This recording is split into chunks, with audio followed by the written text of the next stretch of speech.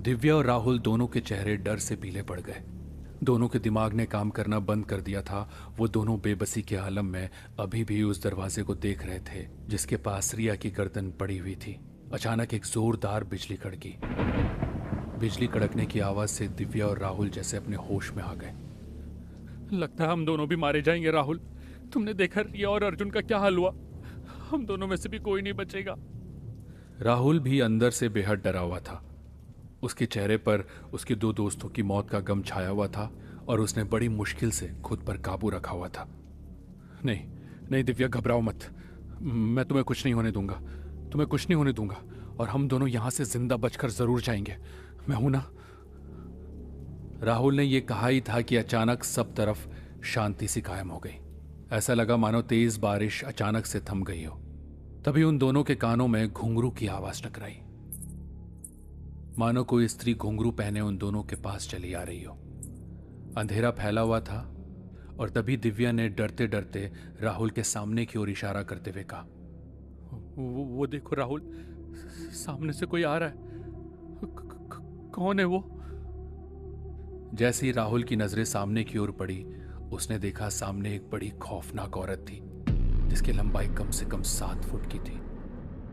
उसके बाल घुटनों तक आ रहे थे और पैर उल्टे थे। वो उन दोनों के करीब चली आ रही थी। देखते ही देखते वो औरत उनके बहुत करीब आ गई। उस औरत को देखकर दोनों की चीख निकल गई। उसकी आंखें बिल्कुल सफेद थी और हर जगह से उसका मांस लटक रहा था। हाथों में नाखून की जगह भेड़िए जैसे बड़े बड़े पंजे थे। उसने दिव्या और राहुल को संभालने का मौका नहीं दिया। अचानक वो औरत दिव्या की तरफ झपटी, लेकिन राहुल शायद इस वार के लिए तैयार था। उसने अपनी पूरी ताकत से उस डायन की छाती पर जोर से एक लात मारी और एक ही झटके में वो डायन दूर जाकर गिरी। राहुल दौड़ता हुआ दरवाजा खोलने की कोशिश करने लगा, मगर दरवाजा नहीं खुल रहा था। दिव्या उसके पीछे ही खड़ी थी। वो भी दरवाजा खोलने की कोशिश करने लगी।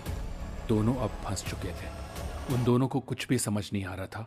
मौत उनके सिर पर मंडरा रही थी। सामने डायन और बंद दरवाजा। अचानक उस डायन की भारी आवाज सुनकर दोनों के कानों में टकराई। आज तक जो भी आया है वो बचकर नहीं गया।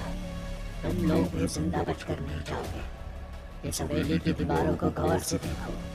यहाँ पर तुम्हें दीवार की जगह अनगिनत लोगों की लाशें नजर आएंगी। राहुल और दिव्या की नजर जैसे ही दीवारों पर पड़ी तो डर के मारे उन दोनों के रोंगटे खड़े हो गए। उन दोनों को चारों तरफ अनगिनत लाशों के ढेर ही ढेर नजर आए और अजीब सी बदबू चारों तरफ फैल गई। अचानक राहुल के कानों में अर्जुन की आवाज टकराई। राहुल, राहुल कहाँ है तू? मैं बिल्कुल सही हूं। तू बेवजह घबरा रहा है। और दिव्या, तुम भी हो क्या?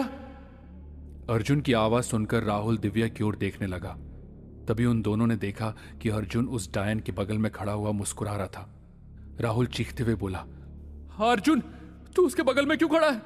जल्दी इधर आ हमारे पास। हम सबको वो मार डालेगी। हमें यहां से निकलना होगा। ये कैसी बातें कर रहा है तू राहुल? मैं तो रिया के साथ खड़ा हूं। तभी राहुल और दिव्या की नजरें दूसरी ओर गई तो उन्होंने देखा ठीक उनके सामने रिया भी खड़ी थी। उन दोनों को देखकर रिया मुस्कुरा रही थी।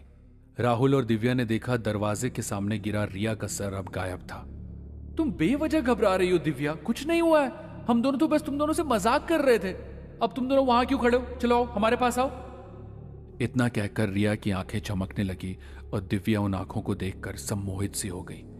वो धीरे धीरे कदमों से रिया की ओर बढ़ने लगी, लेकिन राहुल को उन दोनों का बिहेवियर बहुत ज्यादा अजीब लग रहा था, क्योंकि कुछ देर पहले उन दोनों की चीखें उसने अपने कानों से सुनी थी और रिया ने उसके सामने ही दम तोड़ा था। राहुल दिव्या की ओर देखकर चीखा, दिव्या, वो वहां मत जाना। मुझे लगता है ये हमारी नजरों का धोखा है। वो अर्जुन और रिया नहीं है। वो दोनों मर चुके हैं। होश में आओ दिव्या। राहुल के इतना बोलने से दिव्या अचानक होश में आ गई। तभी उन दोनों ने देखा अर्जुन और रिया के चेहरे भयानक हो गए और वो दोनों शैतानों के अंदाज में हंसने लगे।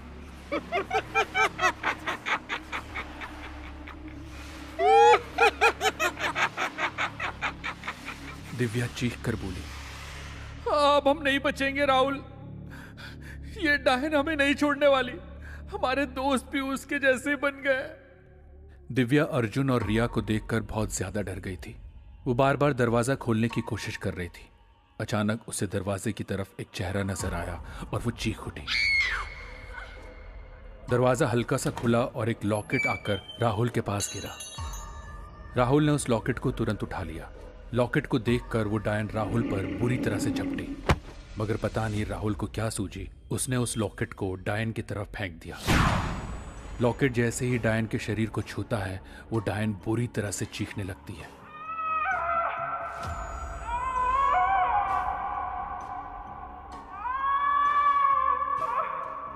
चारों तरफ अजीब सी चीखें सुनाई देने लगती है और देखते ही देखते उस डायन के शरीर में आग लग जाती है। राहुल और दिव्या ने देखा डायन के साथ साथ उन दोनों के दोस्त रिया और अर्जुन भी चीख रहे थे। उनके भी शरीर में आग लग गई और देखते ही देखते सारी हवेली में चीखें गूंज उठी। ऐसा लग रहा था कि न जाने कितने लोगों को जिंदा जला दिया गया। शायद वो सब डायन से जुड़े हुए थे। कुछ ही देर में आग ने उन सबको जलाकर राख कर दिया और अचानक गेट खुल जाता है। राहुल और दिव्या बाहर की तरफ भागने लगे। राहुल बाहर निकल चुका था और दिव्या निकल ही रही थी कि तभी पीछे से उसी कटे हुए हाथ ने उसके बाल पकड़ लिए। राहुल उसको बाहर की ओर खींचने लगा, मगर अंदर से वो कटे हुए हाथ उसके बाल खींच रहे थे। तभी किसी व्यक्ति ने उसके बाल काट दिए और दिव्या बाहर आकर गिरी। दरवाजा बंद हो गया और दोनों उठकर चौंक कर उस व्यक्ति को देखने लगे। उस अनजान व्यक्ति ने दोनों की तरफ देखकर कहा, आप दोनों कौन हैं और यहां क्या कर रहे हैं, और उस हवेली के अंदर कैसे गए? राहुल ने हाफते हुए एक ही सांस में उस व्यक्ति को पूरी की पूरी घटना बता दी। उस व्यक्ति ने राहुल की ओर देखकर कहा, मेरा नाम करण है, मैं यहीं पास के गांव में रहता हूं। कुछ देर पहले जब मैं यहां से गुजर रहा था तो मैंने कुछ चीखें सुनी।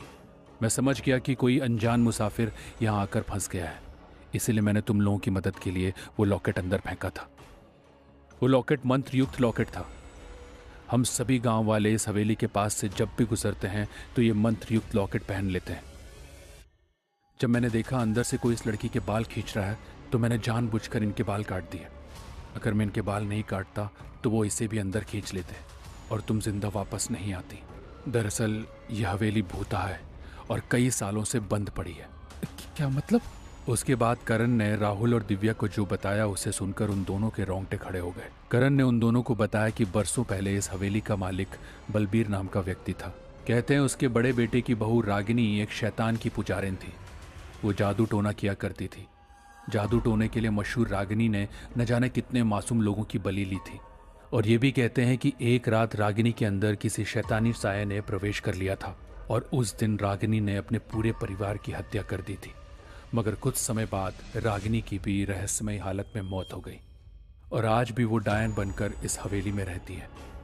यहाँ पर आने वाले लोगों को अंदर बुलाकर मार डालती है। यहाँ कोई नहीं आता और अगर कोई अनजान व्यक्ति आता भी है तो वो उस डायन की बलि चढ़ जाता है। मरने वाले भी रागिनी के साथ रहने लगते हैं और वो भी उसी के जैसे बन जाते हैं। करण ने कहा कि वो दोनों खुशनसीब हैं कि वो जिंदा बच गए। लेकिन जब मैंने तुम्हारा दिया हुआ लॉकेट उस डायन की ओर फेंका तो वो जलकर राख हो गई थी। इसका मतलब सब कुछ खत्म हो गया ना? ऐसा नहीं है, क्योंकि ये कई बार हो चुका है। कुछ देर बाद सब कुछ वैसा का वैसा ही हो जाता है। वो डायन फिर से जिंदा हो जाती है। मगर मुझे अफसोस है कि तुम्हारे दोनों दोस्त उस डायन की बलि चढ़ गए। अब यहाँ से चले जाओ और वापस इस खूनी हवेली की तरफ कदम रखने की सोचना भी मत। तुम्हारे दोस्त कभी वापस नहीं लौटेंगे।